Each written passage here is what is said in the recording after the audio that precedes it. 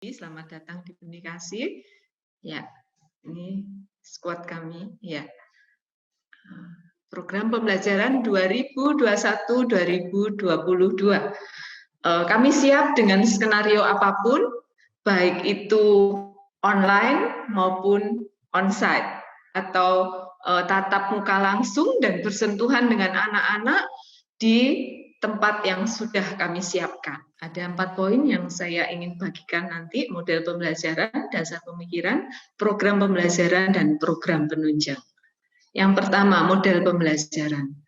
Ya, apabila kami akan tetap mungkin di semester pertama di 2020-2021 nanti dengan online, kami sudah siap dan kami sudah melaksanakannya hingga saat ini. Dengan fasilitas Zoom Premium, kami dimungkinkan untuk bisa breakout room, dibagi menjadi kelompok-kelompok kecil supaya lebih efektif, untuk guru-guru lebih intensif di dalam memperhatikan anak-anak, karena setiap anak-anak adalah unik dan setiap mereka perlu diperhatikan one by one. Karena itu perlu juga kelompok kecil.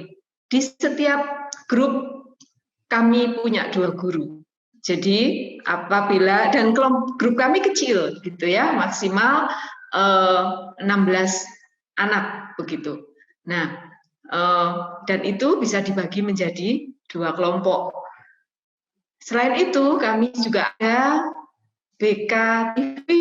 Kami sudah punya televisi yang tidak asal televisi, karena kami dianugerahi Tuhan seorang yang cukup kompeten, bahkan tidak seorang, 2 orang yang berkompeten dalam hal ini yang mensupport kami sehingga bisa merealisasikan program TV ini. Sementara masih di YouTube, tapi ke depan pasti akan ada perkembangan-perkembangan. Kemudian kami juga ada fasilitas pengiriman material pembelajaran setiap bulan 1 kali. Jadi 1 bulan sebelum pelaksanaan pembelajaran berlangsung, kami kirimkan material pembelajaran itu. Karena anak usia dini, bukan berarti kalau material pembelajaran itu worksheet. Kami sangat-sangat sedikit menggunakan worksheet. Kami mengirimkan peraga-peraga yang kami buat sendiri, seperti matching card, seperti kartu kata, dan banyak hal yang lain. Kami juga mengirimkan nuspat atau material lepasan yang bisa dibongkar pasang, bisa disusun anak semaunya sendiri, sehingga anak-anak bisa membuat sesuatu yang benar-benar itu orisinil hasil pemikiran mereka.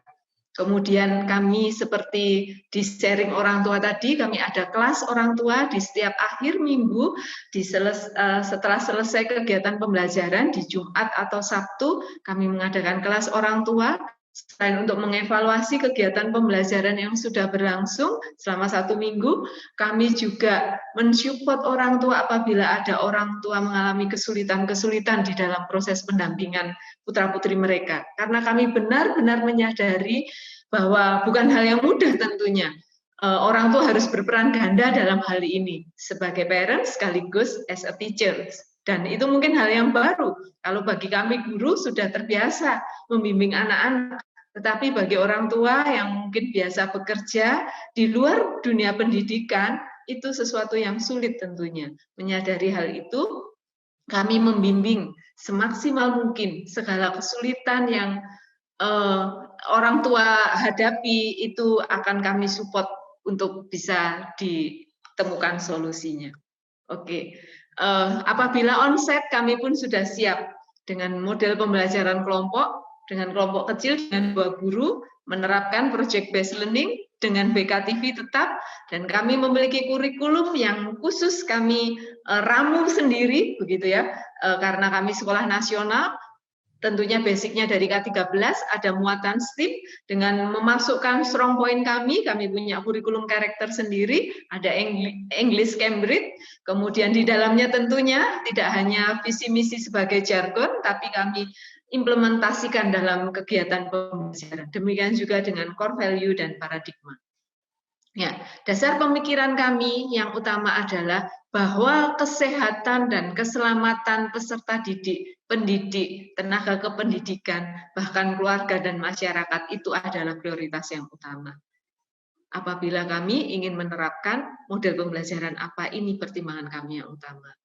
Juga pertimbangan tentang kita belajar dari pandemi ini bahwa kita harus terbiasa dengan sesuatu yang tidak nyaman dan menjadi new normal, menjadi nyaman dalam ketidaknyamanan.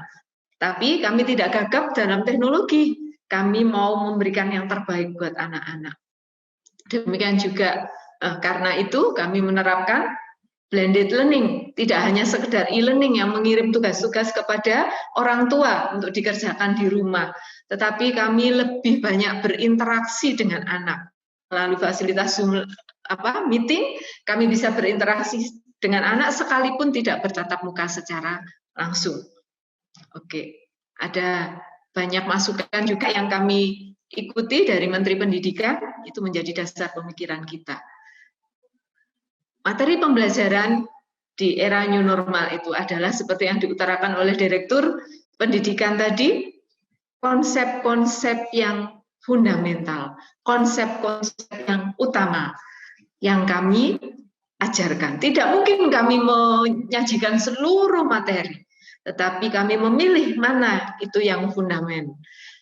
Tetapi tidak lepas dari mengembangkan 6 aspek perkembangan karakter yang meliputi aspek moral agama, nilai moral agama, kemudian sosial emosional kemandirian, aspek perkembangan bahasa, aspek perkembangan kognitif, aspek perkembangan historik, dan aspek perkembangan seni.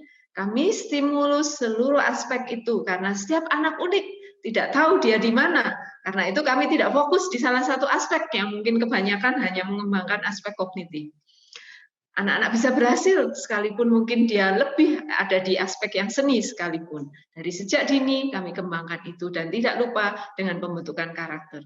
Pembelajaran kami buat menjadi pembelajaran yang bermakna, yang lekat dengan kehidupan sehari anak-anak, sehingga mereka tidak seperti di dunia lain, tetapi bisa aplikatif, nyambung dengan kehidupan sehari-hari mereka. Tentunya kami lengkapi dengan life skill sesuai dengan usia mereka. Oke. Karena apa? Kami sangat menyadari menghafal itu jadi kurang berguna untuk saat ini.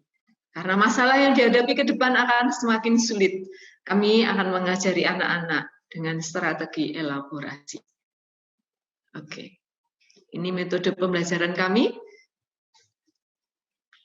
Ini jadwal pembelajaran kami, tetapi fleksibel menyesuaikan kebutuhan siswa. Misalkan untuk anak Joy, itu usia 2-3 tahun, di awal kami canangkan mulai start jam 9 sampai 10.30. Jadi ini melalui Zoom ya, melalui Zoom. Tetapi melihat keadaan ternyata anak-anak belum bisa sejauh itu. Nah, jadi awal cuman hanya 30 menit, oke, karena kami berorientasi kepada kebutuhan anak-anak. Beranjak sekarang sudah mulai 1 jam. Nah, untuk TK kami jam 9 sampai 11.30.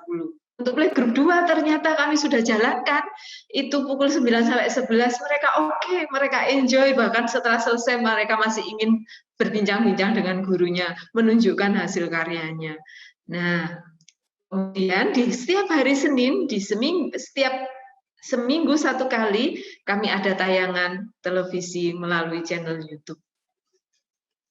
Ya, apabila onsite, kami sudah siap untuk menjadikan pembelajaran itu menyenangkan, tanpa tekanan, dan anak merasa membutuhkan untuk belajar. Mereka merindukan untuk pergi ke sekolah, untuk bertemu teman-teman, dan bertemu dengan guru-gurunya. Kami akan menerapkan project based learning, bermain dengan Luspat, bermuatan STEAM, life skill, dan penerapan karakter MD Psikotek. Kami sudah siap ada touchscreen, ada tab untuk beberapa anak yang mereka bisa pakai untuk browsing, mencari informasi. Mereka juga bisa mengerjakan sesuatu, menggambar melalui tab itu. Kemudian juga ada BKTV. Protokol kesehatan apabila onsite tentunya juga akan sangat kami perhatikan. Keamanan dan kenyamanan. Di setiap ruang kelas kami sudah ada air purifier, pembersih udara juga dari bakteri-bakteri dan sebagainya. Protokol di depan juga sudah sangat kami perhatikan. Oke, Benikasi akan menerapkan pembelajaran yang sesuai minat anak. Personal karena mereka unik, fleksibel, melihat kebutuhan anak-anak, perkembangan anak-anak, kemudian mengajari mereka berkolaborasi, dan mereka mengenal teknologi dengan baik, menggunakan teknologi dengan bijak. Ini kami ingin anak-anak merasa memiliki saat belajar. Mereka menemukan sendiri satu barang yang sama, tapi bisa menghasilkan hal yang berbeda-beda di tangan anak-anak. Karena mereka unik, mereka jadi ownership, mereka memiliki sesuatu yang berbeda satu dengan lain. Mereka menjadi anak-anak yang kreatif, mereka juga akan belajar berkolaborasi.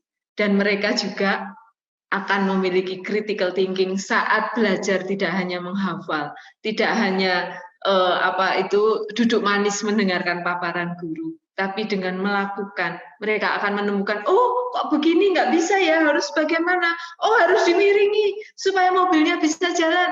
Nah, sebuah kardus bisa menjadi sebuah trek untuk balapan, ada startnya, ada finishnya. Akan kita temukan hal-hal yang amazing saat belajar dengan anak-anak pada saat onsite. Nah, ini jadwal pembelajaran kita.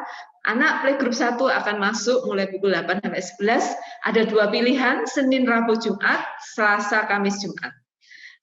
Kalau playgroup 2, 1 minggu juga 3 kali, pilihannya Senin, Rabu, Jumat, atau Senin, Selasa, Kamis, atau Selasa, Rabu, Jumat.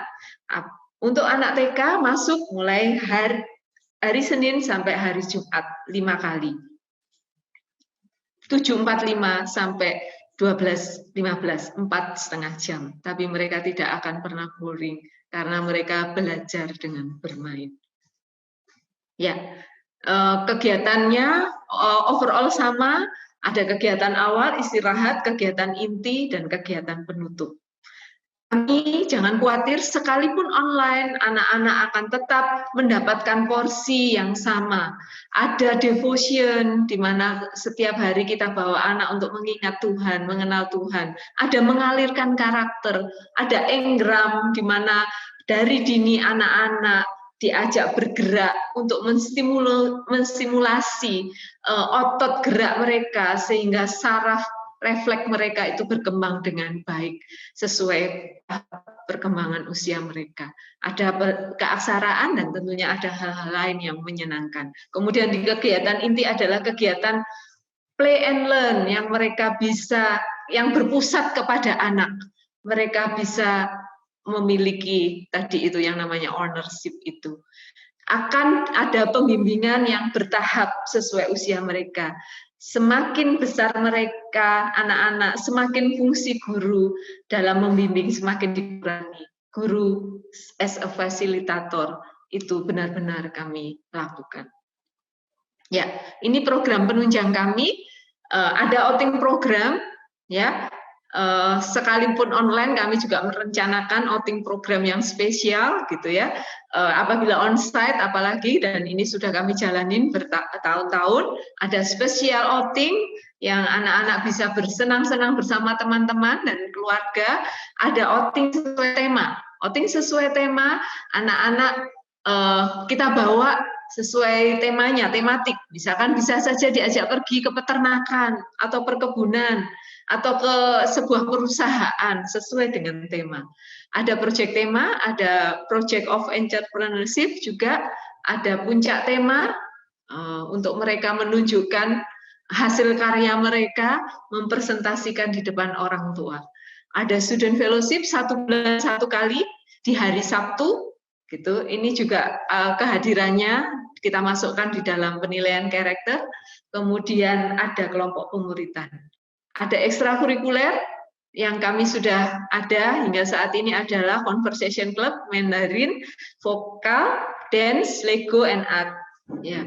Kemudian ada parenting class, kelas orang tua untuk yang sudah kita jalani secara online, dan ada share and care dan seminar apabila kita onsite. Ya, seminar juga bisa memungkinkan masih dengan webinar secara online. Nah, terima kasih atas perhatiannya. saya akan akhiri presentasi saya. Semoga cukup membantu orang tua untuk menetapkan hati memilih sekolah yang terbaik bagi putra-putrinya. Terima kasih, Tuhan Yesus memberkati.